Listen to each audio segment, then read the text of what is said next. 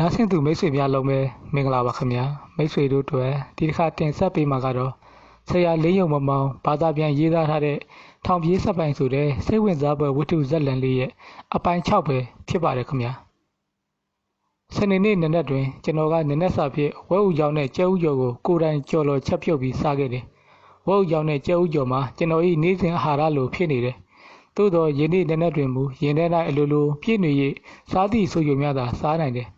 နနက်10:00 နာရီတွင်ဈေးဝယ်ထွက်ခဲ့တယ်။ဤတင်းင်းကနေတပတ်လုံးကျွန်တော်ကရက်ွက်ဈေးကလေးမှာပင်စားစရာတောက်စရာများကိုဝယ်ခဲ့တယ်။အိမ်ဒီနာချင်းများကကျွန်တော်ဟာတမန်လူတစ်ယောက်ဖြစ်မျက်မှန်တမ်းမိနေစေရန်ဖြစ်တယ်။ကျွန်တော်ကထိုနေ့ကစိတ်နှံရိုးများကြက်ဥများဟင်းသီးဟင်းရက်များနှင့်စီသူဘူးများကိုအတော်များများကလေးဝယ်လာခဲ့တယ်။နောက်ရက်နှင်းငယ်တွင်2ယောက်စာအတွက်ရည်ရွယ်၍ဝယ်ခဲ့ခြင်းလည်းဖြစ်တယ်။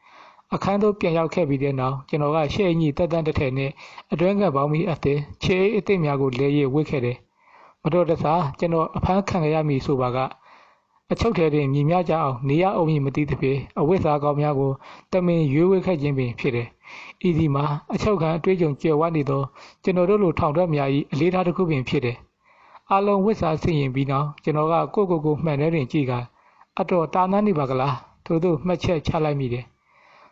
ကျွန်တော်သည်ဒူးကိန်းလက်မတစ်စိအိုးအိုးလန်တဲ့တို့ဝင်လာခဲ့တယ်။အချိန်မှာ17နာရီမိနစ်30မြတာရှိသေးသည်ဖြစ်ရာပရိတ်နှင့်ဆက်သွယ်ရန်နိုင်ဝက်ခန့်စောနေသေးတယ်။ကျွန်တော်ကခါတိုင်း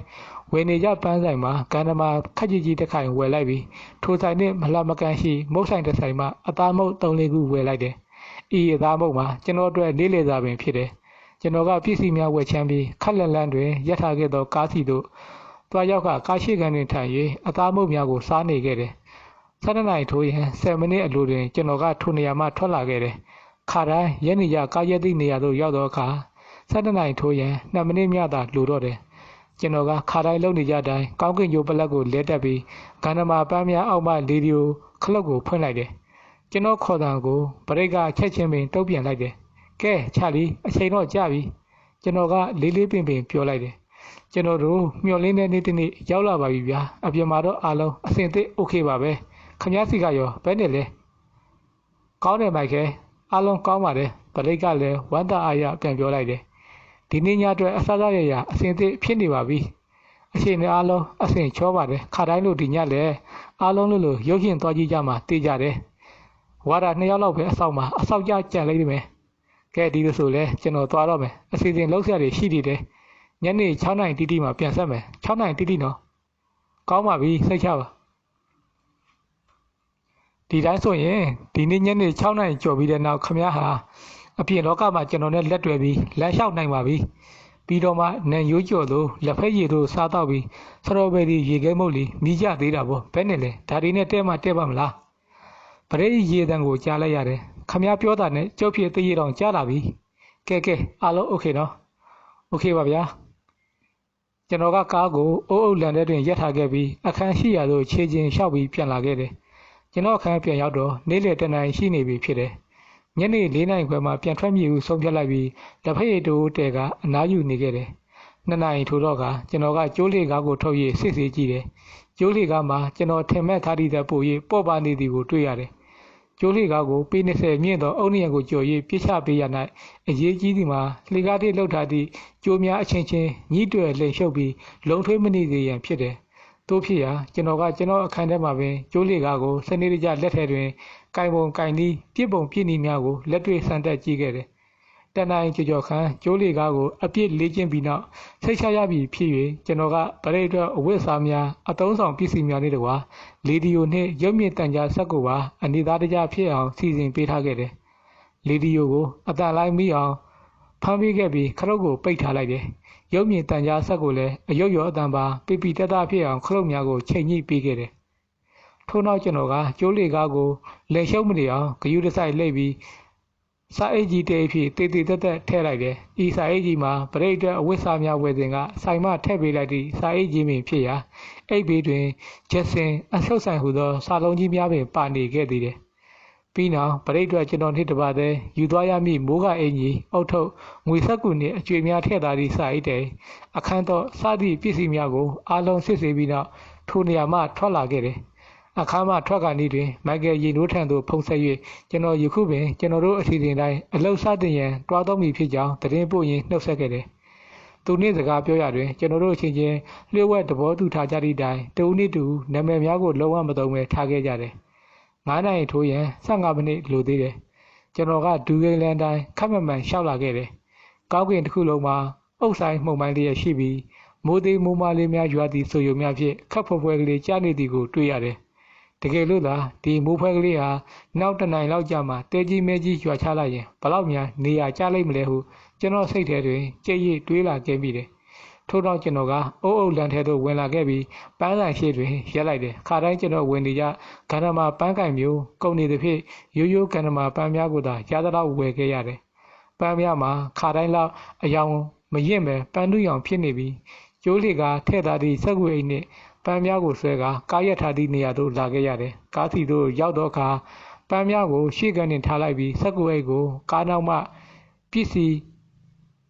ထဲ့ထိပ်အံပုံးထဲတွင်ထည့်ထားလိုက်တယ်။ကားရှိကန်တွင်ဝင်ထိုင်လိုက်ပြီးလေဒီယိုခလုတ်ကိုဖွင့်လိုက်တယ်။9နာရီ15မိနစ်အချိန်အများကြီးရှိသေးတယ်။ကျွန်တော်က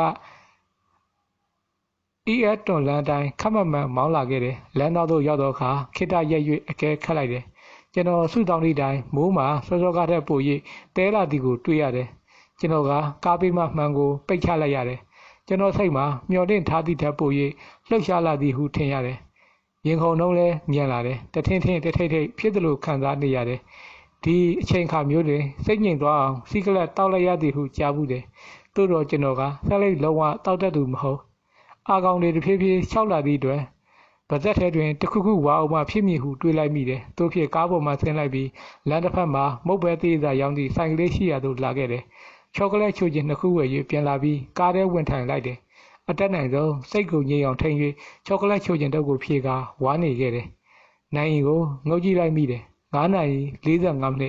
်တိတ်အချိန်ဆွဲနေရင်မဖြစ်တော့ဟုသိလိုက်တယ်။ကားကိုဆက်နိုးလိုက်ပြီးအိတ်အတွန်လန်တိုင်းအိုးအုပ်လန်ဘတ်တို့မောင်းထွက်လာခဲ့တယ်။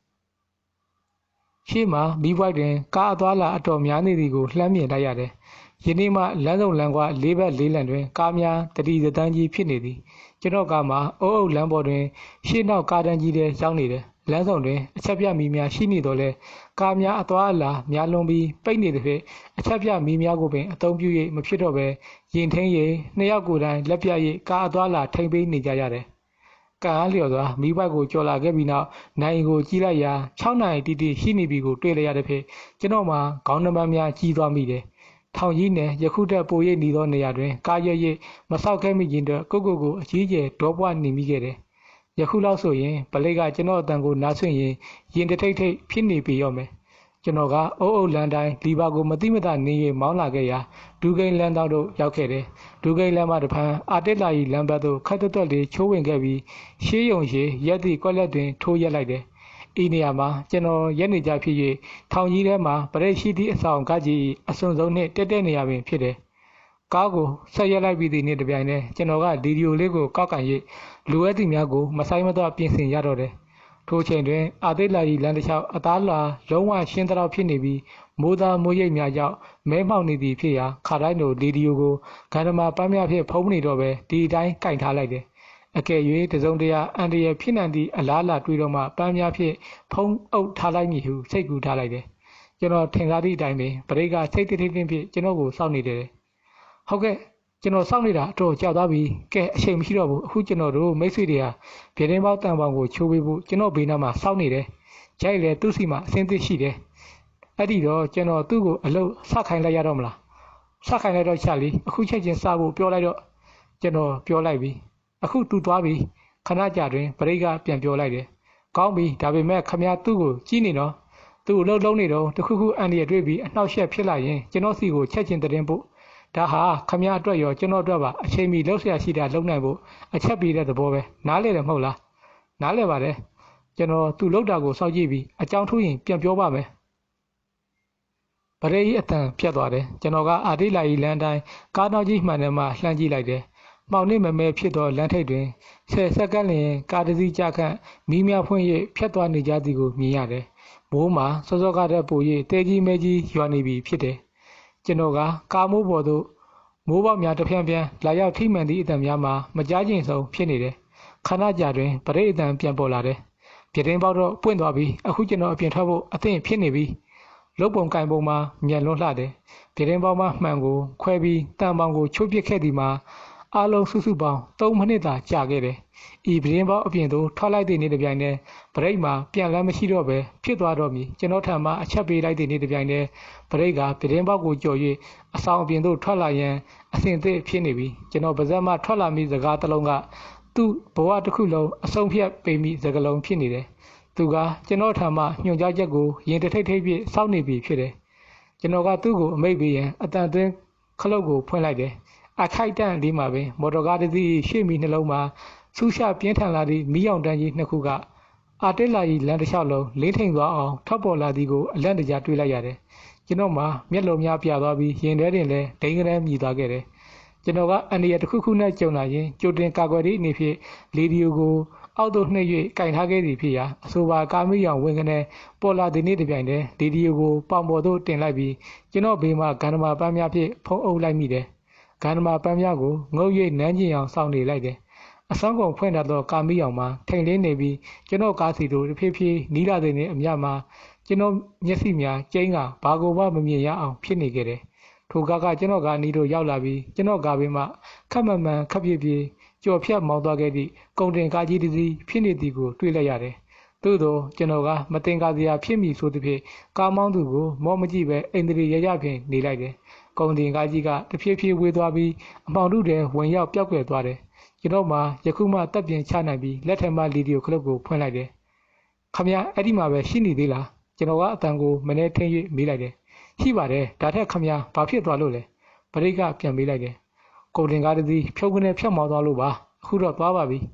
ဒါပေမဲ့အချိန်တွေကတိတ်ဆိတ်မချသေးဘူးအဲ့ဒီကားပေါ်မှာဘယ်သူဘယ်ဝါတွေပါသွားတယ်ဆိုတာကျွန်တော်မကြည့်လိုက်ရဘူးအဲ့ဒီတော့ခမရပြတင်းပေါက်ကိုကြော်ပြီးအပြင်မထွက်ခိုင်းနဲ့အောင်အချိန်နေစိတ်ချရပြီဆိုမှကျွန်တော်အချက်ပေးလိုက်မယ်ကြားလားဟုတ်ကဲ့ကြားပါတယ်ကျွန်တော်ဒီနေရာကပဲစောင့်နေပါမယ်ကျွန်တော်ကပို၍စိတ်ချလက်ချဖြစ်စေရန်အတွက်9မိနစ်တိတိစောင့်ကြည့်နေခဲ့တယ်နောက်ထပ်တစ်စုံတရာဘာတစ်ခုမှထူးထူးခြားခြားမတွေ့ရတော့မှလီဒီယိုခလုတ်ကိုမတိမတာဆန်းလိုက်ရတယ်သို့တော့တိုက်တိုက်ဆက်ဆိုင်ထိုအချိန်မှာပဲမီးရောက်တဲ့နှစ်ခုဝင်းကနေပေါ်ထွက်လာပြန်သည်ကိုတွေ့လိုက်ရပြန်တယ်ကျွန်တော်မှရင်ထိတ်ခနဲဖြစ်သွားခဲ့ရပြန်တယ်သို့တော့ယခုဒီချိန်ပေါ်ထွက်လာသောမီးရောင်မှာစောစောကကာမီးရောင်လောက်ဆူဆူဆဆမရှိပဲခက်လက်လက်မှကြီးလိုက်ရုံများဖြင့်လူစီကားလေးတစ်စီးမှမီးရောင်ဖြစ်ကြောင်းသိလိုက်ရတယ်ကျွန်တော်ထင်သည့်အတိုင်းပင်တဖြည်းဖြည်းနီးလာတဲ့နေ့မြလူစီကားလေးဖြစ်ကြောင်းပို၍ထင်ရှားလာတယ်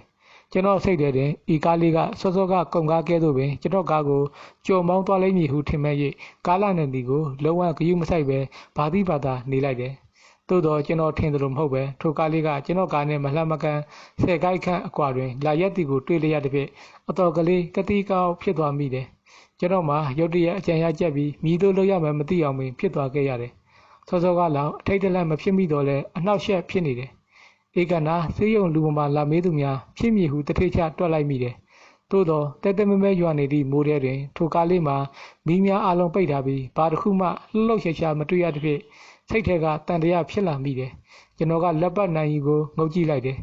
6နိုင်ခွဲလူနီးပါးရှိနေပြီဖြစ်တယ်9နိုင်ဆိုရင်ထောင်ထဲမှာရုပ်ရှင်ပြီးပြီဖြစ်၍အကျဉ်းသားများကိုယ်အဆောင်ကိုပြန်လာကြတော့မည်ဖြစ်တယ်ထို့သောပြန်လာကြသည်နှင့်တထောင်လုံးအချင်းချင်းစကားပြောသံများအော်ဟေးနှုတ်ဆက်သံများလက်လျှောက်တတ်သည့်ခြေသံများဖြင့်ဆူဆူညံ့ညံ့ဖြစ်လာကြမည်ပြင်အဆောင်ပိတ်ရန်အတွက်အဆောက်ဝါဒများပါဝင်လာကြမည်ဖြစ်တယ်တို့ဖြစ်ရာထိုချိန်တွင်မှဆိုရင်ဗလိတ်တယောက်ပြတင်းပေါင်းမှကြော်၍အပြင်သို့ထွက်ရန်လုံးဝအခွင့်ရရတော့မည်မဟုတ်သည်မှာသိကြတယ်ကျွန်တော်ကမလှမ်းမကမှမတင်ကားစရာကားလေးကိုဒီအတိုင်းစောင့်ကြည့်နေပါကအချိန်ကိုလူ၍စက်ကပ်ပိုင်းမနှစ်ပိုင်းဖြစ်အလုံးလုံးနေရတော့ကျွန်တော်အတွက်အစီအစဉ်အားလုံးပြည့်စည်တော့မည်ကိုတွေးမိတယ်တို့ဖြစ်ရာကျွန်တော်ကရန်သူလားမိတ်ဆွေလားဟု၍အဖြူမဲကွက်ကွက်ပြသိအောင်ကျွန်တော်ကရှေ့မီနှလုံးကိုဖြုံးကနေဖွင့်လိုက်တယ်ဤဒီမှာကျွန်တော်မှငိုရမလို့ရေရမလို့ဖြစ်သွားခဲ့တယ်အဖေကြောက်ဆိုတော့ဝင်းကနေလက်တော်ဒီကျွန်တော်ကာမိရောင်တော့မလမကမ်းမကားပေါ်တွင်တယောက်နဲ့တယောက်စိတ်ရှိလက်ရှိအာရပါရဖက်ကမှုမွေးပေးနေကြသောလူငယ်သမီးသားစုံတွေကိုထင်းကနေမြင်လိုက်ရသောကြောင့်ပင်ဖြစ်တယ်လူသဘာဝသား၏ပုဂ္ဂိုလ်ရေးလွတ်လပ်ခွင့်ကိုအင်္ဂလိပ်လူမျိုးများသည်အလွန်လေးစားသူများဖြစ်ကြတယ်ကျွန်တော်ကအင်္ဂလိပ်အိုင်ရက်ကပြပင်ဖြစ်တော်လဲအင်္ဂလိပ်တို့၏အဆိုပါညီချင်းမှုကိုသဘောအကျကြီးကြားသူဖြစ်၍ သူတို့ဒလိထုံးစံကိုအတက်နိုင်ဆုံးလက်နာကျင့်သုံးခဲ့သူဖြစ်တယ်သို့တော့ယခုကိစ္စတွင်မူကျွန်တော်မှာတေရေးရှင်ရေးပြဿနာဖြစ်နေခဲ့ရာမြို့ကြီးသားတို့၏ယဉ်ကျေးမှုကျင့်ဝတ်ရကာမိကိုပြန်ပိတ်လိုက်ရမည်ဖြစ်တော်လဲမပိတ်တော့ပဲဖွင့်မြဲဖွင့်လာခဲ့တယ်ထိုအချိန်တွင်ကျွန်တော်၏တစ်ခုတည်းသောဆန္ဒမှာထိုစုံတွဲကိုဤနေရာမှအမြန်ဆုံးမောင်းထုတ်ပြည့်ရန်ပင်ဖြစ်တယ်တို့ဖြစ်သူတို့အမြန်ဆုံးထွက်သွားစေရန်ကာမိကိုဖွင့်မြဲဖွင့်လာခဲ့တယ်ကားထဲမှာသမီးသားဆောင်ထဲမှာလည်းရုတ်တရက်ရှက်အံဖြစ်သွားကြပုံရတယ်နေ့လည်နေ့ခင်လူမြင်ကွင်းတွင်ယောက်ျားတစ်ယောက်နှင့်မိန်းမတစ်ယောက်ဖက်ရန်နှမ်းလျှောက်ကြခြင်းသည်အင်္ဂလိပ်ယဉ်ကျေးမှုဒလိထုံစံရာချက်စရာမဟုတ်တော့လဲယခုကဲ့သို့ရဘက်မှောင်ကြီးမဲကြီးတဲတွင်ကာမိအောင်အောင်၌တယောက်နှင့်တယောက်အာရပါရဖက်၍နှခမ်းချင်းစုံနေကြသည်မှာမျက်နှာပြောင်တိုက်ရကြလွန်သည်ဟုထင်ကြလိသလားမသိသူတို့နှစ်ယောက်ကအချင်းချက်ချင်းပင်လူချင်းခွာလိုက်ကြပြီးအိန္ဒြေဆယ်လိုက်ကြတယ်မိန်းကလေးဖြစ်သူမှာခေါင်းဝန်းကိုဆွဲဆန့်၍သပင်ကိုတက်တက်ရဖြစ်အောင်ပြုပြင်ကမတိမတာအမူအရာပြတ်နေတယ်သို့တော်သူတို့စုံတဲ့ကထိုနေရာမှာရုတ်တရက်ထွက်မသွားသေးပဲတယောက်နဲ့တယောက်အပြန်လန်းတီတိုပြောနေကြသည်ကိုတွေ့ရတယ်ခဏကြာမှကျွန်တော်ကိုပင်လူဆိုးသူဆိုးတယောက်ဟု၍ထင်နေသလားရဲသားတယောက်ဟု၍ထင်နေသလားမသိသူတို့အတွက်လုံခြုံမှုမရှိသည့်အဖြစ်ကိုစဉ်းစားမိဟန်ဖြင့်သူတို့ကားလေးကိုဆက်နှုတ်၍အိမ်သည်မပြတ်မောင်းထွက်သွားကြတော့တယ်အချိန်မှာ9နာရီထိုးရန်မိနစ်20မြသာလိုတော့တယ်ကျွန်တော်မှာဝမ်းသာနေချိန်ပင်မရှိတော့ပဲပေါ်ပေါ်မလီဒီယိုကလေးကိုကောက်ကင်ပြီးအမြန်ဆုံးခလုတ်ကိုဖွင့်လိုက်တယ်ဗရိတ်တယောက်ရှိပါတော့မလားစိုးရင်ကြီးစားပြေနားဆွန့်လိုက်ရတယ်သူကတော့စောင့်နေသေးပင်ဖြစ်တယ်ချာလီကမိုက်ကယ်ကိုပြောနေပါတယ်ဗရိတ်အတန်းမှာအလော30ဖြစ်နေတယ်ကျုပ်ဒီနေရာမှာကြဆက်နေလို့မဖြစ်တော့ဘူးသူတို့ရုပ်ရှင်ကပြန်လာနေကြပြီကျုပ်ခုချက်ချင်းအပြင်ထွက်တော့မှဖြစ်မယ်ခမည်းစီကအကျိုးကြောင့်နားထောင်ဖို့အချိန်မရှိတော့ဘူးမြန်မြန်အပြင်ရောက်မှဖြစ်မယ်ဒါပဲကောင်းပြီချာလီโอเคခမည်းလှုပ်ရှားရှိတာဆက်လို့တော့ကျွန်တော်ကလည်းအလော30ညွှန်ကြားလိုက်ရတယ်ဟုတ်ပြီကျုပ်အခုချက်ချင်းထွက်ခဲ့မယ်အပြင်ရောက်ချင်းခမည်းကိုအကြောင်းကြားမယ်ကဲဒါပဲထိုခိုက်မှာပင်ကာမီရောင်တစ်ခုကဒူးကိန်းလန်းထဲသို့ဝင်းကနေထွက်ပေါ်လာပြန်တယ်ထို့နောက်ကားကကျွန်တော်ကားနဲ့ဂိုက်30ခန့်ကွာတွင်မျက်နှာချင်းဆိုင်ကရက်နေသည်ကိုတွေ့လိုက်ရတယ်ထိုကားမှရှေ့မီနှလုံး၏ရှူးရှသောလင်းရောင်အောက်တွင်ကျွန်တော်မှထင်းထင်းကြီးဖြစ်နေတယ်ထိုချိန်မှာပင်ပရိတ်အတန်ကိုကြားလိုက်ရတယ်ချာလီမိုက်ကယ်ကိုပြောနေပါတယ်ကျုပ်ခုအပြင်ရောက်နေပြီကျိုးလေးကပြစ်ချနိုင်ပြီဒါပဲကျွန်တော်မှာကာမီရောင်ကြောင့်မျက်လုံးများပြနေပြီးဘာကိုမှမမြင်ရပဲဖြစ်နေတယ်အလုံးပိတ်ထားသောကားလေးတွင်ပရိတ်အတန်မှဟဲ၍ပဲ့တင်ထက်နေပြီးနာကွယ်လူမတက်ကြားနေရတယ်ကျွန်တော်ခေါင်းမှာချက်ချလဲနေပြီးရုတ်တရက်ဘာလို့ရမှန်းမသိအောင်ဘူးဖြစ်နေမိခဲ့တယ်ပြီးမှခက်လက်လန်းကားပေါ်တွင်ကျွန်တော်လုံးဝမမြင်ရတော့သူများကျွန်တော်ကိုမမြင်အောင်တမင်တက်ဂန္ဓမာပန်းများကိုနမ်းပြလိုက်ရတယ်ကားရှိမှမီလိုများဖွင့်ထားစေပင်ဖြစ်တယ်ဟယ်လိုမိုက်ကယ်ခမ ्या ခုအဲ့ဒီမှာရှိသေးရဲ့လားရှိရင်ချက်ချင်းအကြောင်းပြန်ပါဗရိတ်အတန်ကိုကြားရရတယ်မိုက်ကယ်ကချာလီကိုပြောနေပါတယ်ခဏလေးစောက်ပါအောင်အခုကျွန်တော်ဘေးမှာလူတချို့ရောက်နေတယ်ကျွန်တော်တို့ထွက်သွားတဲ့အထိစောက်ရအောင်မယ်ကောင်းပြီမိုက်ကယ်ဒါပေမဲ့တို့ခက်မြမြန်ထွက်သွားမှဖြစ်မယ်ဘာလို့လဲဆိုတော့အခုကျုပ်အဆောင်ပြင်ဘက်ကိုရောက်နေပြီခမ ्या တီကကျိုးလေးကချပြီးဖို့ပဲစောင့်နေရတယ်ဟိုလူတွေရုပ်ရှင်ကပြန်လာနေကြပြီဝါဒတွေလည်းခဏနေရင်ရောက်လာကြတော့မယ်ကျိုးလေးကိုအမြဲဆုံးချပေးနိုင်အောင်တော့ကြိုးစားပါပရိတ်အတန်ပါစိုးရိမ်မှုများဖြင့်တုန်ခါနေတယ်မှန်တယ်ယခုဆိုရင်သူကအဆောင်ကကြီးအောက်ထက်တွင်မှောင်ရိပ်ခုကသူနှင့်15ကိုင်းများသာဝေးသည့်အုတ်နံကြီးပေါ်မှာဘွားကနေကျလာမည်ကျိုးလှေကားကိုမှောင်ကြီးမဲကြီးထဲတွင်မျက်လုံးများကိုအစွမ်းကုန်ဖြဲကကြီးနေသည်မှာသိကြတယ်ကျိုးလီကကြားလေသည်နှင့်တပြိုင်တည်းအုတ်နံစီသို့တဟုန်သို့ပြေးသွားရန်သူ့ခြေထောက်များကိုအသင့်ပြင်ထားပြီးဖြစ်နေပေလိမ့်မယ်15ကိုင်းများသာကွာဝေးသောဤခရီးတူလေးကသူ့ဘဝ၏ခရီးပန်းနိုင်ပင်ဖြစ်တယ်သို့တော့ကျွန်တော်မှလည်းတစ်ဖက်မှာတက်ကြီးထိုးသားသောမီးရောင်အောက်တွင်နရက်ပင်မခတ်ရလောက်အောင်ပင်ဖြစ်နေတယ်ကျွန်တော်တခုခုမတင်ကားစရာလှုပ်ရှားလှုပ်လိုက်သည်နှင့်တပြိုင်တည်းမီးရောင်အောက်တွင်ခိုးထုတ်ဂိုးတယ်နှင့်အမိခံရမိမှတေချာနေတယ်ထို့သောရှေ့မတိုးသာနောက်မဆုတ်သာဖြစ်နေသေးမှာပင်ကံအားလျော်သာကျွန်တော်ကားစီကိုတက်ကြီးထိုးသားသောကားမီးရောင်များရုတ်တရက်ငြိမ်းသွားခဲ့တယ်ပြီးပေါ်မှကားပေါ်မှာယောက်ျား2ယောက်နှင့်မိန်းမ2ယောက်ဆင်းလာကြတယ်သူတို့ကဒူးကိန်းလမ်းဘက်စီသို့ဆက်၍လမ်းလျှောက်သွားကြသည်ကိုတွေ့ရတယ်ကျွန်တော်ကနိုင်ရီကိုငုတ်ကြည့်လိုက်တယ်9နာရီထိုးရန်15မိနစ်များသာလိုတော့တယ်ခတ်စောစောကကားပေါ်မှာဆင်းသွားကြသူများသည်ဈေးရုံသို့လူမမာလာမေးကြသူများဖြစ်ရမည်ဟုအသက်သိလိုက်တယ်ဤချိန်မှစ၍လူမမာမေးမြည်ဧည့်သည်များဤနေရာတစ်ဝိုက်သို့တစ်ဖွဲ့ဖွဲ့ရောက်လာကြသောမည်မှာသိကြတယ်အချိန်သိမ့်မရှိတော့ ကျွန်တော်ကဗရိတ်ထန်ဆက်သွယ်ရန်ဟန်ပြင်လိုက်တယ်ထိုခိုက်တန့်လေးမှာပင်နောက်ထပ်ကားတစ်စီးကအာတက်လာရီလန်တဲတို့အချိန်ဖြစ်ကွေ့ဝင်လာပြန်သည်ကိုတွေ့လိုက်ရပြန်တယ်ထိုကားကကျွန်တော်ကားကိုကြော်၍ခတ်စောစောကရက်ထားသည့်ကားနီးတွင်ဘေးစည်းရှင်၍ရက်လိုက်တယ်ကားရှိမီများမှာဖွင့်ထားသေးပင်ဖြစ်တယ်ကျွန်တော်ကကန်နမာပန်းများကိုကောက်ကင်လိုက်ပြီးဟိုလိုလိုဒီလိုလိုလုံနေလိုက်ရပြန်တယ်ကျွန်တော်ဘေးတွင်ချတော်ရေဒီယိုကလေးမှဗရိတ်အတန်အဆက်မပြတ်ထွက်ပေါ်နေတယ်မိုက်ကယ်ကျုပ်ပြောနေတာကြားရက်လားကျုပ်ဒီမှာဆက်ပြီးမဆောက်နိုင်တော့ဘူးကျုပ်ပြောတာကြားရက်လားအကြောင်းပြန်ပါကျွန်တော်မှဘာမှမတတ်နိုင်ပဲဖြစ်နေတယ်ထိုကားမှရှေ့မီများလင်းနေသေးပင်ဖြစ်တယ်ကားထဲမှတယောက်မျှထွက်လာသည်ကိုလည်းမတွေ့ရနောက်ဆုံးတော့ကျွန်တော်ဒီဖြစ်လို့ရဖြစ်မှုတဘောထားကပန်းများကိုပွင့်၍ကားပေါ်မှဆင်းလိုက်တယ်ထို့နောက်သူတို့ကားစီကိုသွားကဘေးနားမှဖျက်လာခဲ့တယ်ထိုခိုက်မှာပင်ထိုကားမှရှေ့မီများပိတ်သွားကြပြီးကားပေါ်မှာအမျိုးသားကြီးတစ်ယောက်အမျိုးသမီးတစ်ယောက်ဆင်းလာကြတယ်သူတို့နှစ်ယောက်ကကျွန်တော်နောက်မှလိုက်လာကြရာခက်ဖြည်းဖြည်းမှန်မှန်ရှောက်နေရမှာကျွန်တော်ကဘေးသို့အနှဲငယ်ဖယ်ရေးလမ်းဖယ်ပေးလိုက်တယ်ထို့နောက်သူတို့နှစ်ယောက်ကျွန်တော်ကိုကြော်သွားသည်နေတပြိုင်တည်းကျွန်တော်ကကျွန်တော်ကားစီသို့ခက်တဲ့နောက်ကျောင်းပြန်လှည့်လာခဲ့ပြီးတကားကိုဖွင့်၍ကားထဲသို့ခက်မြင်မြင်ဝင်လိုက်တယ်ပရိကြီးအတန်မှာအဆက်မပြတ်ထွက်ပေါ်နေသေးပင်ဖြစ်တယ်ဟယ်လိုမိုက်ကယ်ချာလီခေါ်တယ်ကြောက်ခေါ်တာအမြန်ပြန်ကျောင်းပြန်ပါအချိန်မရှိတော့ဘူးအခုချက်ချင်းအကြောင်းပြန်ပါကျွန်တော်ကကားတကားကိုပြန်ပိတ်ပြီးရေဒီယိုကလေးကိုကောက်ကင်လိုက်တဲ့နေ့တစ်ပြိုင်တည်းလမ်းမကြီးပေါ်တွင်ကာမီရောင်နှစ်ခုပေါ်လာပြီးတက်လန်းလုံးထိန်လင်းသွားပြန်သည်ကိုတွေ့လိုက်ရတယ်ထိုကားသည်လည်းဆေးရုံသို့လူနာလာမေးသည့်ကားပင်ဖြစ်ဟန်တူတယ်ခတ်စောစောကရက်ထားသည့်ကားများနှင့်ဘေးချင်းရှင်၍ရက်လိုက်ပြန်တယ်ကားရှိမီများဖွင့်ထားသည်ဖြစ်၍ကျွန်တော်မှမီးရောင်အောက်တွင်မလှုပ်တာမရှက်တာမိနေပြန်တယ်ကျွန်တော်ကပန်းများကိုကောက်ကင်ကရေဒီယိုကလေးကိုဖုံးလိုက်ဖိလိုက်ရပြန်တယ်ပရိကြီးအတန်ကိုလည်းစိတ်မချမ်းမြေ့စရာကြားလိုက်ရတယ်မိုက်ကယ်ကျွန်တော်ကထိုအတန်များကိုဟိုကားပေါ်မှလူများကြားသွားသည်များစိုးရိမ်စိတ်ဖြင့်အတန်တိုင်းခလုတ်ကိုလက်ဖြင့်ဆန်၍ရှော့ချလိုက်ရတယ်ချက်ချင်းဆိုလိုပင်ထိုကားမှမီးရောင်များငြိမ်သွားပြီးမိန်းမနှစ်ယောက်နဲ့ယောက်ျားတစ်ယောက်ကားပေါ်မှဆင်းလာရတယ်ကျွန်တော်ကသူတို့၃ယောက်စလုံးဆေးရုံဝင်တဲ့ဝင်သားကြသည့်ထိစောင့်တီးနေရမှာလက်ပတ်နိုင်ကြီးကိုကြည့်လိုက်မိတယ်9နိုင်ထိုးရန်9မိနစ်သာလိုတော့တယ်ဒီခါမှအဆင်မပြေရင်ဗလိကြီးဘွားမှာရေတိမ်နေရပြီတော့မယ်ကျွန်တော်ကပန်းများကိုအုံနေရန်ဘေးသို့ပြစ်ချလိုက်ပြီးအတန်ထိန်ခလုတ်ကိုမြင်လိုက်ပြီးပရိယတံမှာတက်တုံရင်ဖြစ်အကြီးကျယ်ခြောက်ချနေသည်ကိုသတိပြုမိလိုက်တယ်မိုက်ကယ်ခမလှေကားကိုအခုချက်ချင်းပြစ်ချပေးမှဖြစ်မယ်အခုချက်ချင်းပြစ်ချပေးပါတော့အချိန်လုံးဝမရှိတော့ဘူးမြန်ပြစ်ချပါမိုက်ကယ်မြန်ပြစ်ချပေးပါကျွန်တော်ပြောတာကြားရက်လားကျွန်တော်ကသူ့စကားစုံသည့်နေ့တစ်ပြိုင်တည်းပြန်ပြောလိုက်ရတယ်ချာလီအခုမိုက်ကယ်ပြောနေတယ်လေကားကိုအခုချပေးလိုက်မယ်ဘာပဲဖြစ်ဖြစ်လေကားကိုဖြစ်တဲ့နည်းနဲ့ပြစ်ချပေးမယ်ခမရစောက်ကြည့်နေပါအခုပဲကြားလာပါလိမ့်မယ်ကောင်းပြီမိုက်ကယ်ကောင်းပါပြီ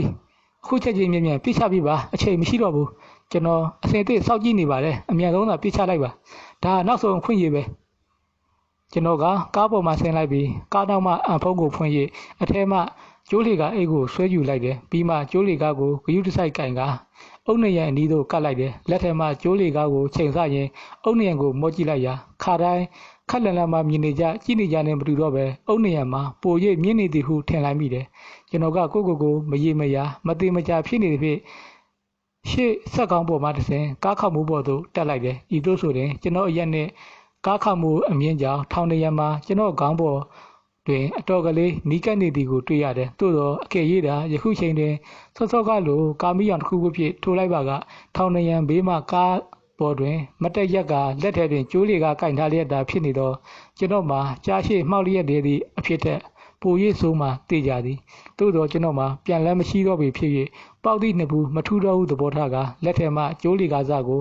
သုံးကတီလွှဲ၍အရှိယူလိုက်ပြီးထောင်နေရန်ပေါ်သို့တအားကုန်ကြော်ပစ်လိုက်တယ်ကျိုးလေကားကထောင်နေရန်ပေါ်သို့လူဝဲတီသက်ပို့၍အတော်များများမြင့်သက်သွားပြီးနောက်အတွင်းဘက်သို့တစုံတရာအတန်မကြရပဲတက်ရက်ကျသွားတယ်ကျွန်တော်ကကားပေါ်မှာဖုတ်ကနေခုန်ဆင်းလိုက်ပြီးလက်ထဲမှကျိုးလေကားစားကိုလက်ရဘက်3-4ကိုက်အကွာတွင်အဝေးသို့ဆွဲသွားခဲ့တယ်ဤဒီမှာပရိတ်ဟာအုံနေရန်ပြင်ဘက်သို့ရောက်ရင်ကားခောက်မှုပေါ်သို့မဆင်းမိစေရန်ဖြစ်တယ်ထိုချိန်တွင်ကျွန်တော်ကျိုးလေကအောက်ဆုံးထစ်ကိုကျွန်တော်လက်ဝဲဘက်ပခုံးတွင်ပတ်လိုက်ပြီးထောင်နေရန်နှင့်ကတ်နိုင်သည်များကျွန်တော်ကိုကတ်ထားလိုက်ရတယ်ပြီးမှထောင်ထဲမှလေကားတစ်ပေါ်သို့ပရိတ်တက်လာမည့်ချိန်ကိုအာယုံစူးစိုက်၍စောင့်နေခဲ့တယ်ကဲ၍ထောင်ထဲမှကျိုးလေကားပေါ်သို့ပရိတ်တက်လိုက်သည့်နေ့တစ်ပြိုင်တည်းကျိုးလေကားတစ်ခုလုံးဆွဲဆန်းလိုက်သလိုတင်းရင်ဖြစ်သွားမည်ဖြစ်ရာကျွန်တော်လက်ဝဲဘက်ပခုံးတွင်ပတ်ထားသောကျိုးလေကားတစ်ကိုဟန်ချက်ညီအောင်တတိပြုနေခဲ့တယ် အိနေရနိုင်ပရိခန္ဓာကိုယ်၄ချိန်ကိုကျွန်တော်နိုင်အောင်ထိန်းနိုင်မည်ဟုယူဆထားတယ်ထို့ပြင်အုတ်နရဲ့အပေါ်ဆုံးမှတောက်ချိုကျနေသည့်အုတ်များကလည်းပရိခန္ဓာကိုယ်ကိုတနည်းနည်းအားဖြင့်ကူ၍ထိန်းပေးလိမ့်မည်ဟုကျွန်တော်တွက်ထားပြီးဖြစ်တယ်ပထမတွင်ဘာမှမထူရပဲဖြစ်နေတယ်ကျွန်တော်စိတ်ထဲကပရိသည်ကြိုးကြလာသည်ကိုမြင်မှမြင်ရလားဟုတွေးလိုက်မိသေးတယ်ထိုခိုင်တန့်လေးမှာအကြကြီးကြလာသည်ဟုထင်မိတယ်ကဲဘလို့လဲလာပါတော့လားတက်လာပါတော့လားကျွန်တော်ကတစ်ချက်ပြီးတစ်ချက်တက်ပြင်ချရင်အုတ်နယံကိုကျွန်တော်နှစ်ဖူးဖြင့်မတိမသာစောင့်နေမိခဲ့တယ်ကံအားလျော်စွာဒီအချိန်တွေမှာကားများတစည်းမှဝင်မလာတော့ပဲအခြေအနေတိတ်ကောင်းနေတယ်သို့တော့ဒီတိုင်းအခြေအနေဘလောက်ကြကောင်းနေမှာပဲကဲကိုလူကဘာဖြစ်နေတာလဲမြင်လောက်လေမြင်ကျွန်တော်ဒီအားလိုအားမရဖြစ်ကအုတ်နယံကိုခြေတော်ဖြစ်တဲ့ဖက်ချက်ပိတ်ကန်လိုက်မိတယ်မိုးမှာတဲတဲမဲမဲရွာသေးပင်ဖြစ်ရာဥကောင်းမှစား၍ခြေပြားထိကျွန်တော်တကူလုံးဆွဲနေပြီဖြစ်တယ်ထိုခိုက်မှာပင်ကျွန်တော်ရှိတဲ့အောက်ခြေတွင်အုတ်နယံကိုအထဲမှခြေတော်ဖြင့်ကန်လိုက်သလိုဖောက်ကနေတစ်ချက်ကြားလိုက်ရတယ်နောက်တစ်ချက်ထပ်ကြားလိုက်ရပြန်တယ်သို့တော့ဒုတိယအတန်ပါပထမအတန်ထက်အပေါ်သို့ပိုကြသည်ကိုသတိပြုမိတယ်နောက်တစ်ချက်အပေါ်သို့တဖြည်းဖြည်းပိုညင်းလာတယ်တယောက်ကျိုးလေကားပြည့်တက်လာနေသည်မှာတစုံတရာတင်းတင်းရင်ဖြစ်မလာပဲမူလရခင်တိုင်းပင်ရှိနေတယ်ဧကန္တအုတ်နယံအပေါ်ဆုံးအဆင်းမှတောက်ကျိုးဖြစ်နေတော့အုတ်ယိုကပရိခန္ဓာကိုယ်ကိုမျောလင့်ထားသည့်တည်းပို၍ထိန်းထားနိုင်သည်ဟုတွေးလိုက်မိတယ်ဒါပေမဲ့အခုကျိုးလေကားနဲ့တက်လာသူဟာပရိမဟုတ်ရလားပရိမဟုတ်ပဲထောင်ဝါဒများဖြစ်နေမလားကျွန်တော်မှအချောက်တိုက်မျက်လုံးပြူသွားမိပြန်တယ်အုတ်နယံကိုခြေခံ၍တက်လာသည့်အတန်းမှာပို၍မြင့်လာတယ်ခဏကြာတွင်အုတ်ယိုထိပ်ပြားပေါ်တွင်လက်နှစ်ဖက်ပေါ်လာသည်ကိုရုတ်တရက်မြင်လိုက်ရတယ်လက်နှစ်ဖက်သလုံးမှာအုတ်ယိုထိပ်ပြားကိုကုတ်ကဲ့၍ဆုပ်ကင်ထားဟန်ဖြင့်လက်ချောင်းတစ်ချောင်းနှင့်တစ်ချောင်းကြဲကြဲကြီးဖြစ်နေသည်ကိုတွေးလိုက်ရတယ်နောက်တစ်ခဏတွင်လူတစ်ယောက်မျက်နှာပေါ်လာခဲ့တယ်ပရိမျက်နှာပင်ဖြစ်တယ်ဟုတ်သည်ပရိအစ်သူကအုတ်ယိုပေါ်မှနေ၍အောက်သို့ငုတ်ကြည့်ကခိတ္တမြကြောင်နေတယ်သူနှင့်ကျွန်တော်လူချင်းမတွေ့ရသည်မှာတစ်နှစ်ကျော်မြကြာသွားခဲ့ပြီဖြစ်ရာကျွန်တော်ကသူ့ကိုမြင်ချင်းမှတ်မိတော့လဲသူကကျွန်တော်ကိုရုတ်တရက်မမှတ်မိပဲဖြစ်နေတယ်မိုးတဲကြီးတယ်မှောင်နေမဲဖြစ်နေရလားမသိဒါမှမဟုတ်စောကကျွန်တော်စိုးရိမ်နေသည်တွေးခဲ့မိသလိုအုတ်နယံပြင်ဘက်မှာစောင့်နေသူမှာကျွန်တော်မဟုတ်ပဲပြည့်တရထောက်လန်ရေးလား KGB လားတခြားတရရောက်ဖြစ်နေမလားဟုတွေးနေဟန်လဲတူတယ်ဟဲ့လူဆင်းခဲ့လေဘာလုပ်နေတာလဲလာတော့ကျွန်တော်ကလှမ်းអော်လိုက်ရတယ်ဒီတော့မှပရိကအုတ်ရုပ်ပေါ်တွင်သူနေသားတကြဖြစ်အောင်ပြင်လိုက်ပြီးအုတ်ရုပ်ထိပ်ကိုလက်နှစ်ဖက်ပြည့်စုပ်ကင်ကကျိုးလေကားတိုင်းအောက်တိုတစ်ထစ်စဉ်ဂယုတစိုက်ဆင်းလာခဲ့တယ်သူကရှက်အင်ကြီးလက်ရှိကိုလက်ခောက်၍ဝတ်ထားတယ်သူကကျွန်တော်အားပခိုးပေါ်မှာကြော်၍ဘလို့လုပ်ရမလဲဟုသောမျက်နှာပေးမျိုးဖြင့်ကျွန်တော်အားငုတ်ကြည့်လိုက်တယ်ခုတ်ဆင်းတော့လေကျွန်တော်ကနောက်တစ်ကြိမ်អော်ပြောလိုက်ရက်ပြန်တယ်ခုတ်ဆင်းတော့သူကသူ့ကိုယ်သူအုတ်နယံနဲ့လွတ်အောင်ခွာလိုက်တယ်ထို့နောက်ရုတ်တရက်ကျိုးလေကားထစ်ကိုခဏနာလေးဖိနေပြီးနောက်ပြန်ခုန်ဆင်းလိုက်တယ်ဤတွင်ကျွန်တော်ကစိုးရိမ်လို့ပြီးကျိုးလေကားကိုတင်းသွားအောင်တစ်ချက်ဆွဲဆန့်လိုက်ရာသူနှင့်ကျွန်တော်ချိန်သားမကိုက်ပဲကျွန်တော်ကသူ့ဟာကျိုးလေကားပေါ်မှာခါကျန်းလိုက်သလိုဖြစ်သွားခဲ့တယ်ပရိကအချိန်ဖြင့်နောက်ပြန်ကျလာရမှကျွန်တော်နဲ့ကိုလုံးချင်းတိုက်မိပြီးကျွန်တော်ခြေရင်းတွင်ပုံရက်သာကျသွားခဲ့ရာကြောက်စလိကဲများခင်းသားသောလမ်းနှင့်သူ့ခေါင်းမှာဒုက္ခနဲ့စောင့်ပြီးသွားတယ်ကျွန်တော်ကထိတ်လန့်တကြားဖြင့်ငုတ်ကြည့်လိုက်တယ်ဖြုံးကနေတတိမိပြီးမလုံးမချက်ပုံချနေတော့ဗရိတ်ကိုတွေးလိုက်ရသဖြင့်ကျွန်တော်မှထူပူသွားပြီးခေါင်းထဲတွင်ချလဲသလိုခံစားလိုက်ရတယ်ဒီအချိန်မှာပဲအာတိတ်လာရီလမ်းလျှောက်မမျော်လင့်ပဲကာမီရောင်ဖြင့်လိမ့်ထိန်သွားသည်ကိုမြင်လိုက်ရတယ်ဒီအချိန်မှာအဆိုးရဆုံးဖြစ်သို့ရောက်သွားပြီဟုကျွန်တော်တွေးလိုက်မိတယ်ကျိုးလေကားမှာထောင်နေရန်ပေါ်တွင်တွဲလောင်းကြီးကြားနေသေးပင်ရှိတယ်ပရိတ်မှာကျွန်တော်ခြေရင်းတွင်ပုံရက်သားလဲကျနေပြီးတတိမရပဲဖြစ်နေတယ်ကျွန်တော်မှထိုင်ကိုရင်စိတ်ပင်ပေါက်သွားခဲ့တယ်ကျွန်တော်တို့အတွက်တခုကံကောင်းသည်မှာကျွန်တော်တို့နှစ်ယောက်စလုံးကိုကျွန်တော်ကားကကွယ်ထားတစ်ဖြစ်လမ်းပေါ်မှာကြီးလျင်ရုတ်တရက်မမြင်နိုင်ပဲဖြစ်နေတယ်တစ်ဖက်မှကားမှာမီးဖွင့်ရမောင်းလာသေးပင်ဖြစ်တယ်ကျွန်တော်ကဗရိတ်ကိုငုတ်ကြည့်လိုက်တယ်သူကတွတ်တုံများမလို့ပုံရက်သားလေးပင်ဖြစ်နေတယ်ကျွန်တော်ကတွဲလောင်းကျနေတော့ကျိုးလီကားကိုပြန်ရုပ်ရင်မဖြစ်နိုင်တော့မီးဖွင့်မောင်းလာသောကားကကျွန်တော်တို့နှင့်ဆယ်ကိုက်ခန့်အကာတွင်ရှက်ရှိန်တက်လိုက်ပြီးနောက်ဆုတ်ကပထမကားနည်းတွင်ထိုးရက်လိုက်တယ်သို့သောမီးများကတော့ဖွင့်ထားသေးပင်ဖြစ်တယ်လောလောဆယ်ကျွန်တော်တို့နှစ်ယောက်စလုံးကားပေါ်သို့အမြန်ရောက်၍ဤနေရာမှာအမြန်ဆုံးထွက်သွားနိုင်ရန်အရေးကြီးဆုံးဖြစ်တယ်ကျွန်တော်ကမီးတို့မှမတက်နိုင်သည့်အဆုံးထိုင်ရမှထကကျွန်တော်ကားစီသို့လျှောက်သွားပြီးကားတကားကိုခက်တီဖွင့်လိုက်တယ်ထိုအချိန်တွင်ထိန်တင်းနေသောဟိုဘက်ကားမှမီးရောင်ကြောင်းကျွန်တော်မှဇက်ခုံပေါ်တွင်မီးမောင်းထိုးခန့်ထားရသလိုထင်းထင်းကြီးဖြစ်နေတယ် ကျွန်တော်ကအတက်နိုင်ဆုံးအင်ဂျင်မပြတ်အောင်ထိန်း၍ကားတကားကိုဖွင့်ပြီးကားနောက်သို့ခက်မမှန်ကွေးလျှောက်လာခဲ့တယ်ပရိတ်မှာလက်ကျနေသောနေရာမှာပင်တတိမိပြီးပုံရက်သာရှိနေတဲ့ပင်ရှိတယ်ကျွန်တော်ကသူ့ဘေးမှနေရေးတင်းကျုံပွေးလိုက်တယ်ကြော့ခမရဘလို့ဖြစ်တာလဲပြောပါဦးဘယ်နာထိသွားသေးလဲအမှန်စစ်စစ်ဤအချိန်ခါဤနေရာတွင်ဤစကားမျိုးပြောရန်မသင့်ကြောင်းကျွန်တော်ချက်ချင်းတတိရလိုက်တယ်သို့တော့တခြားဘာလို့ရေးဘာပြောရမှန်းကိုစဉ်းစားမရသဖြင့်ဒီစကားကိုပင်ပြောလိုက်ရခြင်းဖြစ်တယ်ဘရိတ်ကတစ်ချက်ညီးလိုက်တယ်သူအနှဲငယ်တတိပြန်လေလာပုံရတယ်ကျွန်တော်ကသူ့ခန္ဓာကိုယ်ကြီးကိုတပင်တပန်းပွေးပတ်ရင်ကျွန်တော်ခါးစီလိုတလန်းချင်းလျှောက်လာခဲ့တယ်ထိုခိုက်မှာပင်ထိုကားမှရှေ့မီလုံးများငိမ့်သွားတယ်ကျွန်တော်ကရုတ်တရက်အတက်သွားပြီးအတင်းဖွင့်ထားသောကားတကားကိုခြေထောက်ဖြင့်အသာထိန်းထားပြီးဘရိတ်ဟာကားနောက်ခံထိုင်ကုန်ပေါ်သို့ပွေချလိုက်တယ်ပြီးရင်ပြင်းချင်းကျွန်တော်ကကိုရောစိတ်ပါပေါ့ပါသွားပြီးကားရှိကန်တို့ဖြုံးကနေဝင်ထိုင်လိုက်တယ်ထို့နောက်ဆက်နိုးလိုက်ပြီးလီဘာကိုစ၍နင်းလိုက်တယ်ဆိုးချိန်မှာပင်ခတ်စောစောကမီးများငိမ့်သွားသောကားပေါ်မှာယောက်ျားတစ်ယောက်မိန်းမတစ်ယောက်နဲ့မိန်းကလေးတစ်ယောက်ဆင်းလာကြတယ်ယောက်ျားဖြစ်သူကကားကိုတောက်ခတ်နေကအမျိုးသမီးနှစ်ယောက်ကလမ်းမပေါ်တွင်အမှတ်တမဲ့ရဲ၍စကားပြောနေကြတယ်ကျွန်တော်ကကားပိတ်ကိုမတိမတာချိန်လိုက်ပြီးဒုတိယကိရိယာဖြင့်လီဘာကိုတားနင်းချလိုက်ရာကားလေးမှာဝူးကနေစုညံသည့်အတန်ဖြင့်ရှေ့သို့တားဆောက်၍တဟုန်တိုးထွက်သွားတော့တယ်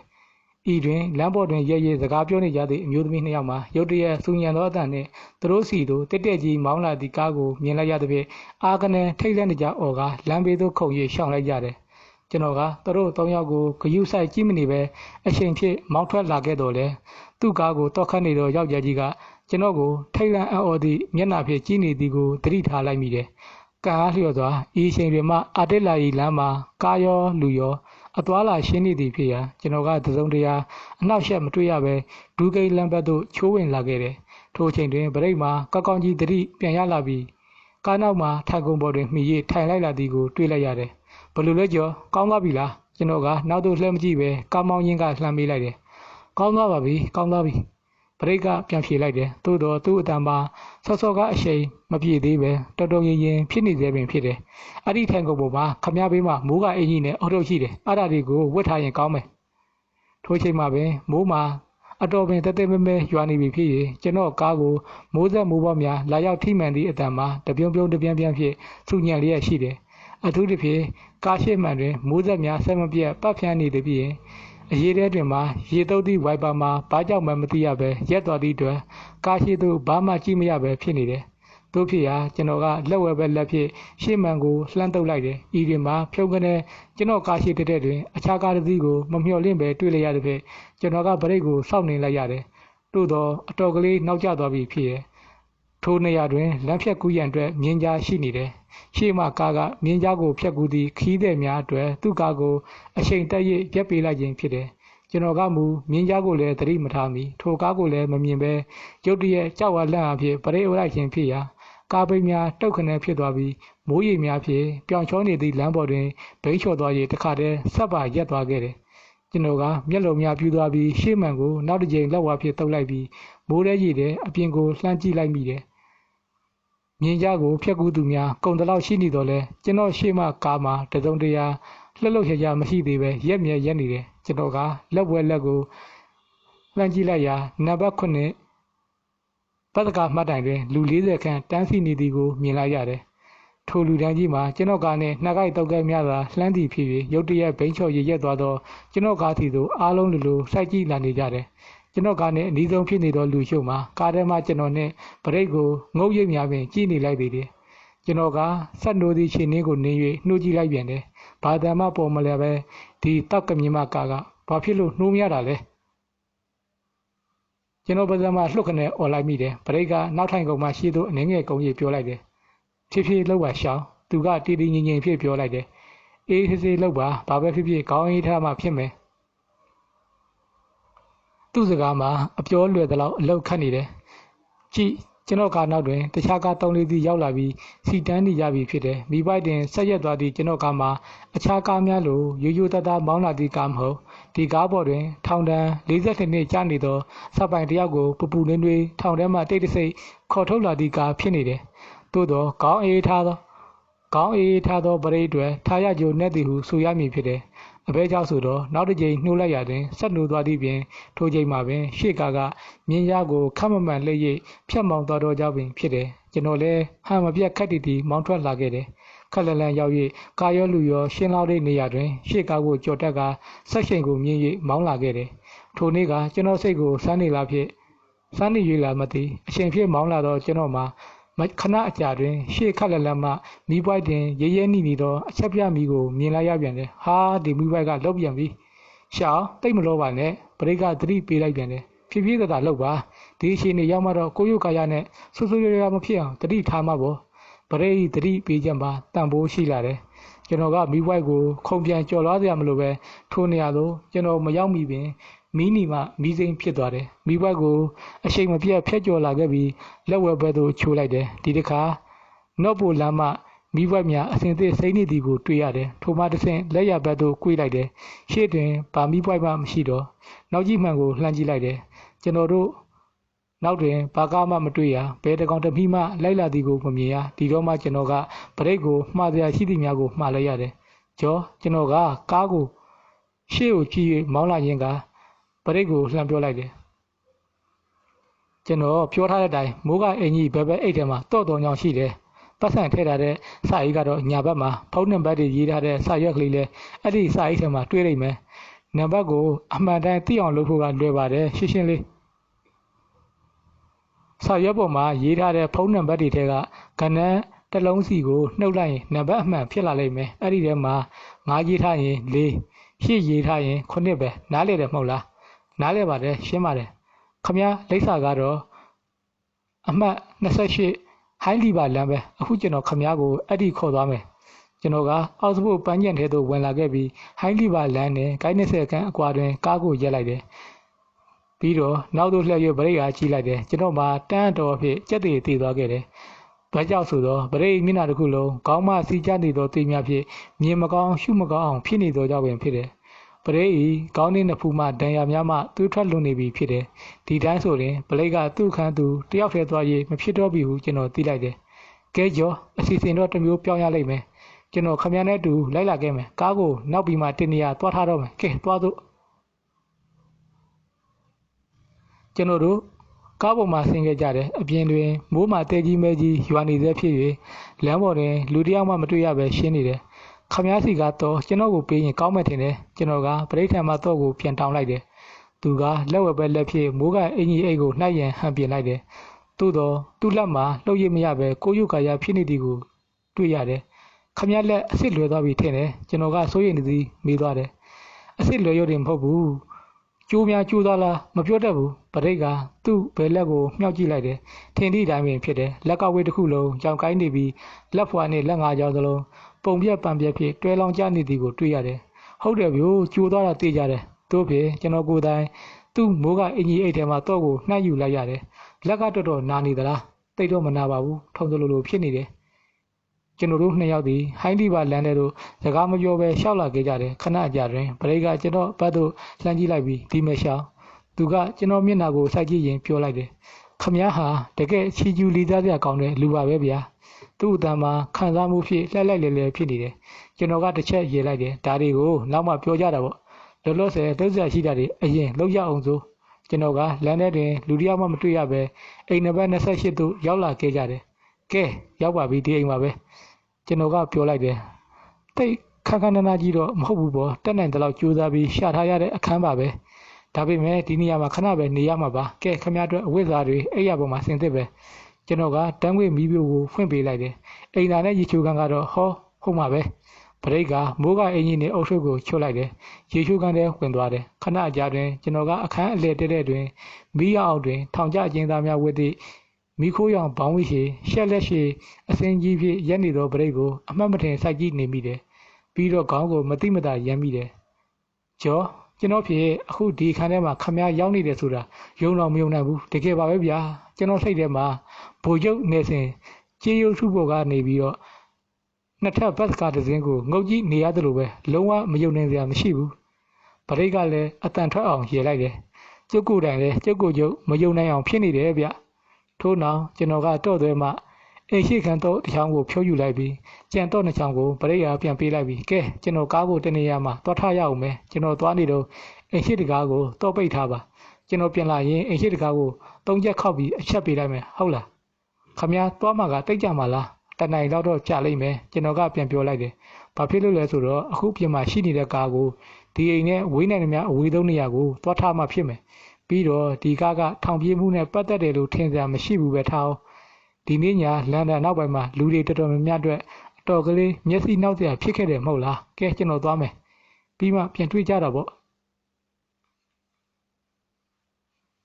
့ပရိတ်ကိုတကားတော့ခတ်ရန်ဟန်ပြင်းရင်ပြောလိုက်တယ်ခမည်းပြန်လာရင်အဖျော်ရမကလေးများဆွဲလာခဲ့လို့မဖြစ်ဘူးလားအာဟုတ်တယ်ကျော်အဲ့ဒါတခုလိုသွားတယ်ကျွန်တော်စိတ်မကောင်းပါဘူးတကယ်ပါကျွန်တော်ဒီတခုတော့တကယ်ကိုမေ့သွားတယ်ဗျာကျွန်တော်ကအိမ်ရှိမှမီးအောင်ဖြစ်လက်ပတ်နိုင်ကြီးကိုကြည့်လိုက်တယ်9နာရီမိနစ်20ရှိနေပြီဖြစ်တယ်တစ်ချိန်လုံးမှောင်ကျနေသဖြင့်အုပ်ယူတောင်မှဝါတာကကျိုးလေကပြပရိတ်ထွက်ပြေးသည်ကိုမမြင်လိုက်သည့်တိုင်အောင်ယခုချိန်ဆိုရင်ပရိတ်ပြောက်ဆုံးနေသည်ကိုထောက်အာနာပိုင်များမုတ်ချတိသွားကြပြီဖြစ်သည်9နာရီတိတိတွင်အိတ်ဆောင်များပိတ်ပြီးဖြစ်ရာဝါတာများလူစည်းသည်နှင့်တပြိုင်နက်ပရိတ်တယောက်ပျောက်ချင်မလားပျောက်နေသည်ကိုမုတ်ချတိကြတော့မည်ဖြစ်တယ်ကျွန်တော်ကယခုအချိန်လောက်တွင်ဝမ်းမုတ်ထောင်ကြီးတစ်ခုလုံးလှုပ်လှုပ်ရွရွဖြစ်နေကြမည်ကိုတွေးကြည့်နေမိတယ်ကျွန်တော်ကအပြင်သို့မထွက်နိုင်သေးပဲလှေကားချင်းရှိအများဆုံးတယ်လီဖုန်းမှနေ၍မိုက်ကယ်ရင်တို့ထံလှမ်း၍ဆက်သွယ်လိုက်တယ်ရင်းနှီးညဖိုးရ၌ရင်တို့ထံသို့ဖုန်းဆက်ရန်အစီအစဉ်မရှိတော့လဲသူတို့ကိုတည်င်းကောင်းပါလို့လာတဲ့ဖြစ်တဲ့ကြောင်းလန်ဒန်မြို့ထဲတွင်တစုံတရာထူးထူးခြားခြားဖြစ်ပွားခြင်းရှိမရှိတိလို့လာကြီးကတကြောင်းကြောင့်ဖုန်းဆက်ရန်ဆုံးဖြတ်ခဲ့ခြင်းဖြစ်တယ်မိုက်ကယ်ရင်တို့နှင့်ဖုန်းထဲတွင်အစဉ်သစ်တွေ့ရတယ်ဟယ်လိုကျွန်တော်ကဒါပဲလှမ်းပြောလိုက်တယ်ကျွန်တော်အတန်ကိုသူကကြက်မိနေပြီဖြစ်တော့ရင်တို့ကပြန်ထူလိုက်တယ်ဟယ်လိုကိုလူလား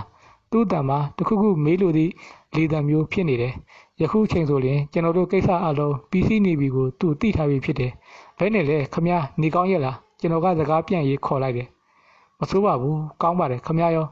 ကျွန်တော်လည်းနေကောင်းပါတယ်ဩဒါထက်ကျွန်တော်တို့အလုပ်ကိစ္စတော့အလုံးအောင်မြင်မြင်ဖြစ်သွားပါပြီဟင်ဟုတ်လားတကယ်ပဲလားရေနိုးမှာတန်းတော်ဖြစ်သွားပုံရတယ်ကျွန်တော်ဒီသတင်းကြားရတာဝမ်းသာလိုက်တာဗျာဒါထက်ဘာလို့လှုပ်လာခဲ့လဲဒါတော့ကျွန်တော်တို့မူလစီစဉ်ထားတဲ့အတိုင်းပါပဲကျွန်တော်မိတ်ဆွေနဲ့လော်တကူတွေ့ပြီးကျွန်တော်နဲ့တပါးတည်းခေါ်လာခဲ့တာပဲအခုကျွန်တော်နဲ့အတူတူရှိနေပါတယ်ကျွန်တော်ဘေးနားမှာပဲရှိနေတယ်လေအေးဗျာကျွန်တော်ဖြစ်ဘလို့ဝမ်းသာသွားမှန်းတော့မသိတော့ဘူးတကယ်ပင်သူ့အတန်များတတုံငင်ရင်ပင်ဖြစ်နေတယ်ကဲကျွန်တော်အခုသွားကြရှိလို့သွားလိုက်အောင်မယ်မနေ့ကမှပဲခမရနဲ့လက်တွေ့တော့မယ်ကျွန်တော်ကတတိယ၍ပြောလိုက်တယ်ပြီးတော့ပြဿနာလေးတစ်ခုရှိနေလို့ခမည်းစီကအကူအညီတောင်းရအောင်မယ်ရပါတယ်မနေ့ကတွေ့ရအောင်ပါပဲရင်တို့ကပြန်ပြောလိုက်တယ်ကဲကျွန်တော်ရုပ်မြင်သံကြားကြည့်လိုက်အောင်မယ်ကျွန်တော်ဒီယခုမှအိမ်ထဲကထွက်၍ကားရှိရသို့လာခဲ့တယ်ရုတ်တရက်ကားဆက်နှိုးမရပဲဖြစ်နေတဲ့ဖြစ်ဒုက္ခပဲဟုညီးလိုက်မိသေးတယ်သို့တော့9မိနစ်ခန့်ကြာတွင်ဆက်နိုးသွားပြီးအားလုံးအဆင်ပြေသွားခဲ့တယ်ထို့နောက်အော့စ်ဖို့ပန်းချန်လမ်းတိုင်းတောက်ဆောက်မောင်းလာခဲ့ပြီးနော့တင်ဟစ်မြေအောက်ဘူရာကျုံလမ်းဘက်သို့ရှောက်လာခဲ့တယ်ထိုမှတစ်ဖင်တလန်းဝင်တလန်းထွက်ပြည့်ရှေးဦးတက်ရမောင်းလာခဲ့ရာအတော်ကလေးကျသွားသောအခါတစ်ဖက်တွင်လူနေအင်ဂျင်တိုက်တာအဆောက်အအုံများထက်တခြားတစ်ဖက်တွင်မိရထားတန်လန်းရှိသည့်ရှေးရားဖြောက်တန်းနေသောလမ်းကြီးတလန်းသို့ရောက်လာခဲ့တယ်ကျွန်တော်ကထိုလမ်းတစ်ဝက်လောက်တွင်ကားကိုရက်လိုက်ပြီးကားပေါ်မှဆင်းကားတကားကိုတော့ခတ်လိုက်တယ်ပြီးမှကျွန်တော်လာခဲ့သည့်လမ်းတိုင်းရှောက်လာခဲ့တယ်လမ်းထိပ်သို့ရောက်သောအခါလမ်းမီးတိုင်မှမီးအောင်ဖြင့်ဆိုင်ပုတ်ကလေးကိုကြည့်လိုက်ရာလန်ဒန်အနောက်မြောက်ပိုင်း6ရပ်ကွက်မှဟာဘစ်လန်ဟူ၍တီးလိုက်ရတယ်ကျွန်တော်ကလက်ဝဲဘက်သို့ချိုး၍ကင်းဝုတ်လန်တိုင်းဆက်လျှောက်လာခဲ့ရာရှေ့မှလမ်းစုံလမ်းကွာတွင်အဖျော်ရမကာဆိုင်တစ်ဆိုင်ကိုတွေ့လိုက်ရတယ်ကျွန်တော်ကဘာမှစဉ်းစားမနေတော့ပဲဆိုင်ထဲသို့တန်းဝင်လာခဲ့တယ်ကျွန်တော်ကဆိုင်ထဲတွင်15မိနစ်ခန့်များအချိန်ဖြုံးရင်းဝီစကီ၄ဘတ်မှတောက်ခဲ့တယ်ပြီးမှဝီစကီတစ်လုံးနဲ့ဘရန်ဒီတစ်လုံးဝယ်လိုက်ပြီးမိုးကအင်ကြီးအိတ်ထဲသို့တစ်ဖက်တစ်လုံးစီထဲကဆိုင်ထဲမှထွက်လာခဲ့တယ်ထို့နောက်မလမကန့်တွင်အစဉ်သစ်တွေ့ရသည့်တက်စီတစ်စီးကိုငှားလာခဲ့၍ဟိုင်းလီပါလမ်းတောက်တွင်ကားကချင်းပေးလိုက်ပြီးကားပေါ်မှဆင်းကလမ်းလျှောက်လာခဲ့တယ်။အိမ်ရှိသို့ရောက်သောအခါမှောင်ရိပ်တန်းနေသောတကားဝတွင်ရက်ကတကက်ရွက်ကို3ချက်နနာလေးခောက်လိုက်တယ်။ပရိတ်ကတကားကိုတတိဖြစ်ဖွင့်ပေးလိုက်ရာအိမ်ထဲသို့တန်းဝင်လာခဲ့တယ်။ပရိတ်ကတကားတော့ကိုဂယုတစိုက်ဖြင့်ပြန်ခတ်လိုက်တယ်။ ယခုကပရိတ်မှာအဝိဇ္ဇာအသစ်များဖြင့်အတော်ကလေးတာတာနာနာဖြစ်နေတယ်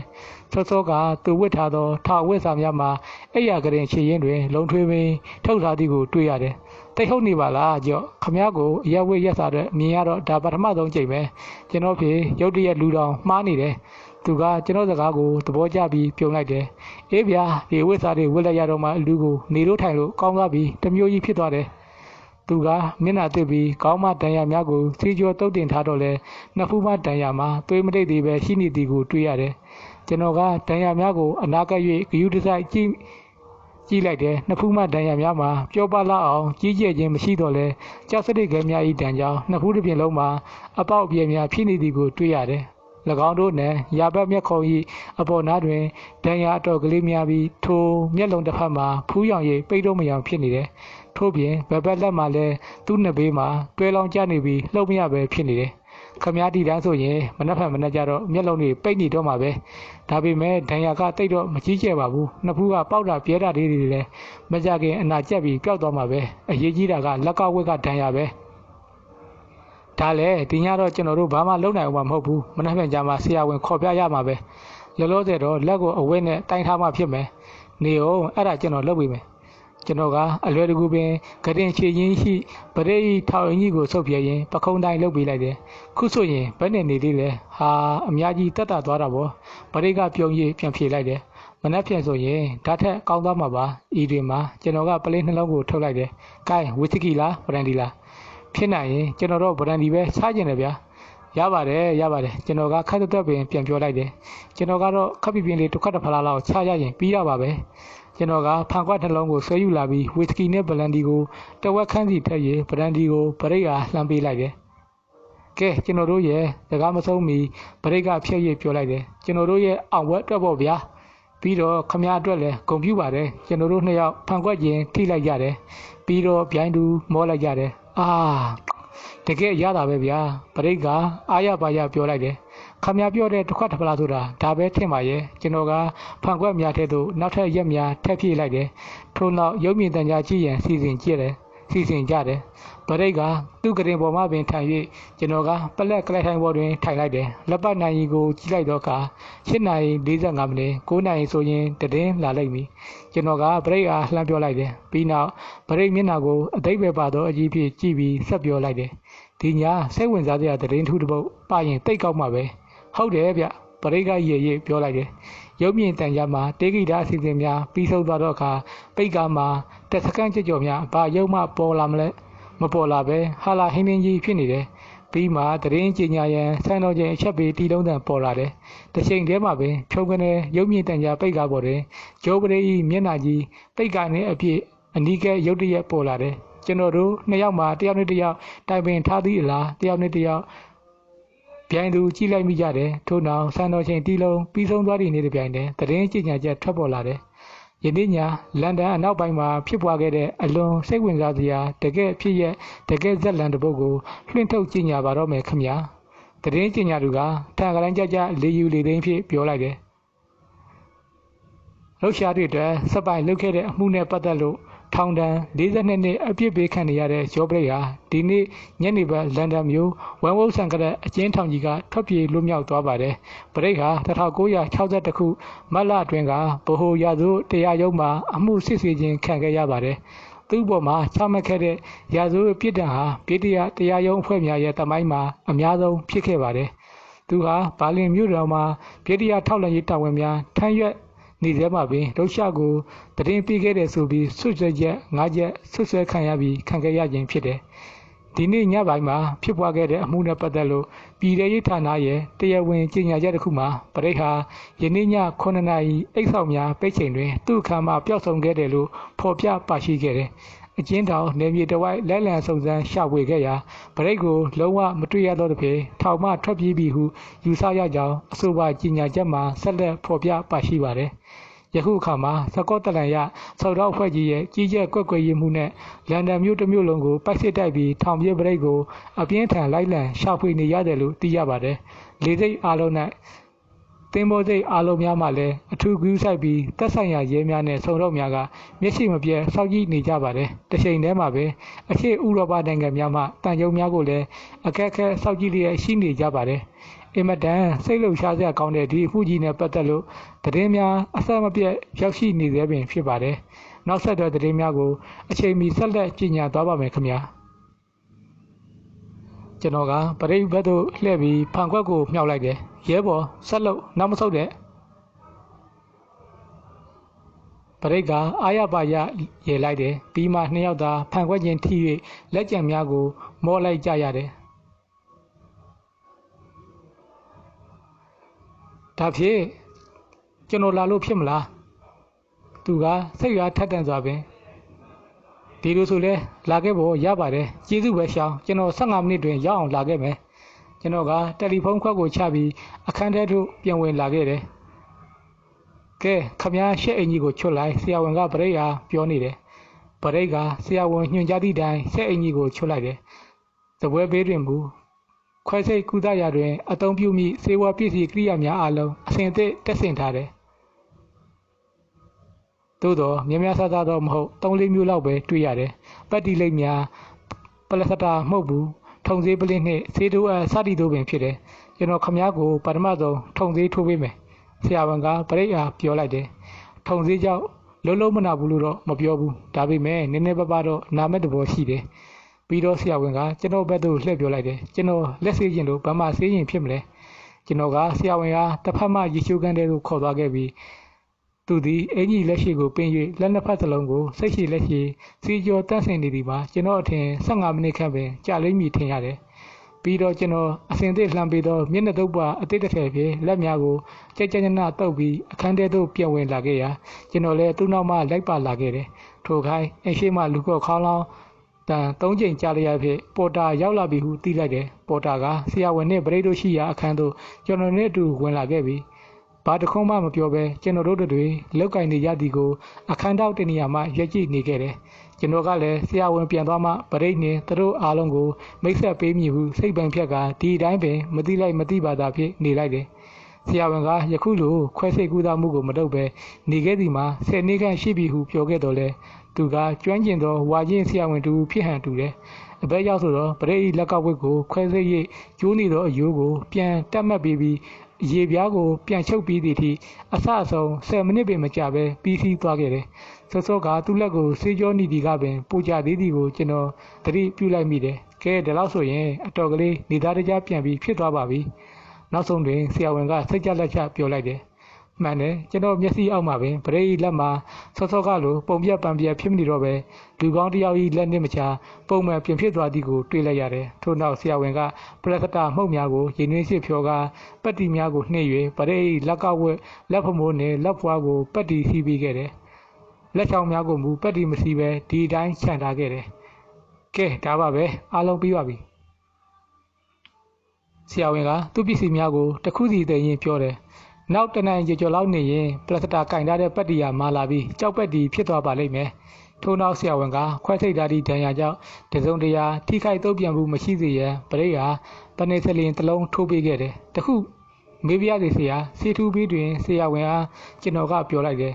ခွဲစိတ်ထားတဲ့အချိန်နဲ့အိမ်မရပဲဖြစ်နေမှာဆိုလို့အိတ်ဆေးများလိုနေမလားလို့မိတ်ဆွေတို့အတွက်ဒီတစ်ခါတင်ဆက်ပေးခဲ့တာကတော့ဆရာလေးယုံမမောင်ဘာသာပြန်ရေးသားထားတဲ့ထောင်ပြေးစက်ပိုင်ဆိုတဲ့စိတ်ဝင်စားဖွယ်ဝတ္ထုဇာတ်လမ်းလေးရဲ့အပိုင်း6ပဲဖြစ်ပါတယ်ခင်ဗျာနောက်တစ်ခေါက်မှလည်းအပိုင်းခွန်ကိုတင်ဆက်ပေးဦးမှာမို့အပိုင်းခွန်ကိုလည်းဆက်လက်အားပေးကြပါအောင်ခင်ဗျာမိတ်ဆွေများအားလုံးအဆအရာရာရင်ထက်အဆင်ပြေကြပါစေခင်ဗျာ